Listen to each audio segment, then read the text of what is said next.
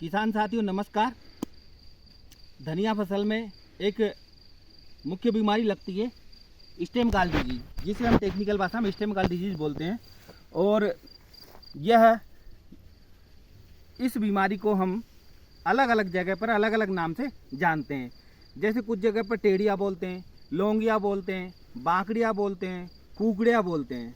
तो ये तो इसके उपनाम हो गए। अब हम आपको बताते हैं कि किस किस परिस्थिति में लगती है और किस वजह से लगती है। इसके लिए मेन मुख्य इसका जो कारक होता है, फैलाने वाला जो वाहक होता है इसका, वो कौन होता है और किस प्रकार लगती है। तो यह बीमारी मुख्यतः लगती है प्रोटोमाइसिस मैक्रोस्पोरा फंगस की वजह से लगती है। और साथियों यह बीमारी जब जनवरी और फरवरी के महीने में जब तापमान कम होता है, बहुत कम होता है और कहीं ना कहीं धूप भी कम निकलती है, और जब आपकी धनिया 40 से 50 दिन की या 60 दिन की हो जाती है, तो उस समय जब हम लोग पानी देते हैं तो उस वजह से यह ज़्यादा लगता है, नमी की वजह से। और नमी कहीं ना कहीं लंबे समय तक बनी रहेगी तो कहीं ना कहीं आप लोग ये बात समझ लेना कि टेढ़िया लौंगिया कहीं ना कहीं आ सकता है। तो किसान साथियों इसको जब ये फसल में आता है तो इसके जो करेक्टर हैं भाई, हम कैसे जानेंगे कि टेढ़िया लौंगिया फसल में लगा हुआ है, धनिया फसल में लगा हुआ है।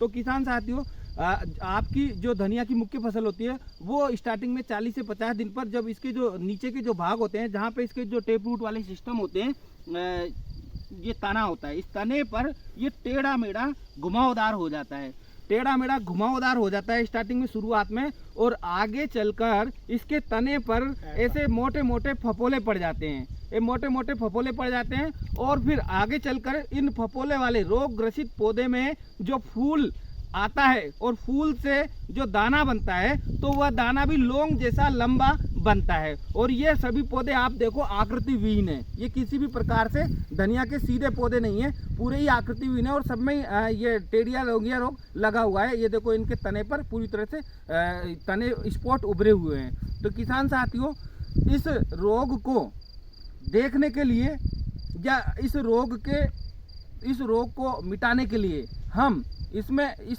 दो प्रकार से इस पर कंट्रोल पा सकते हैं।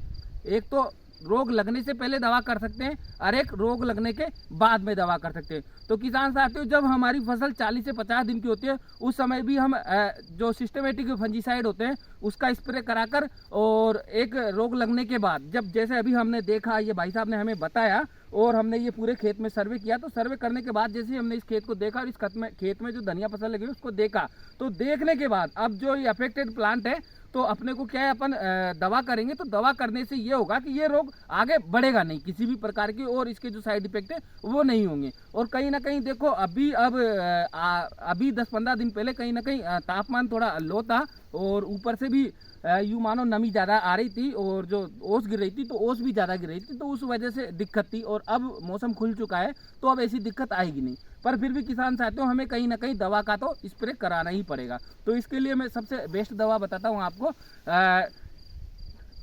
एजेक्स्ट्रोस्ट्रोबिन प्लस डाइफेकोनाजोल, टेबिकोनाजोल प्लस ट्राइफ्लोक्सिस्ट्रोबिन और एजेक्स्ट्रोबिन प्लस टेबिकोनाजोल, है ना। दो ये इस प्रकार की 2-3 दवाएं आती हैं, आप कोई सी भी दवा ले सकते हो। धन्यवाद।